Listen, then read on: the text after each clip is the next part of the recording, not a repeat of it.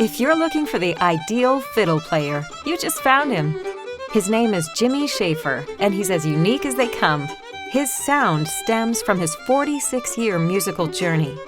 It's a combination of hearing and playing nursery rhymes all over the neck of the violin and mandolin as a child, along with emulating the nuances of jazz artist Stefan Grappelli, Cajun artist Doug Kershaw, and classical artist Itzhak Perlman.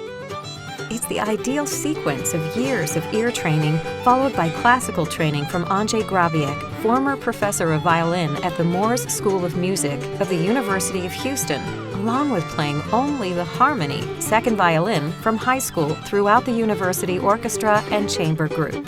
When he was only 10, he literally picked up the violin from a table among many different stringed, woodwind, and brass instruments.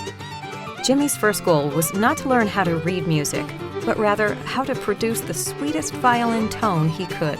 He practiced for hours every day for the next several years, wearing out the strings on the violin and the needle on his record player, as well as his mother's old jazz and country albums.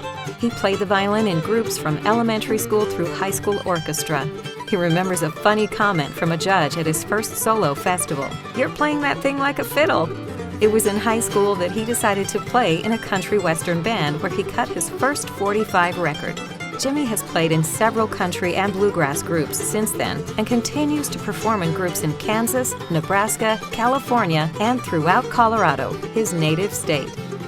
World-renowned Andrzej Grabiec was teaching private lessons and directing the CSU Orchestra at the nearby university. So as time to choose a future came about, Jim made a decision. Since he was already taking lessons from Andrzej, he figured why not get student aid and audition in front of the music department, and if chosen, get free lessons. He decided to put on a record of the flight of the bumblebee and memorize it for an audition. Soon after, he auditioned and got a scholarship. Andrzej made him get a shoulder rest, and Jimmy began to finally learn correct form through classical music.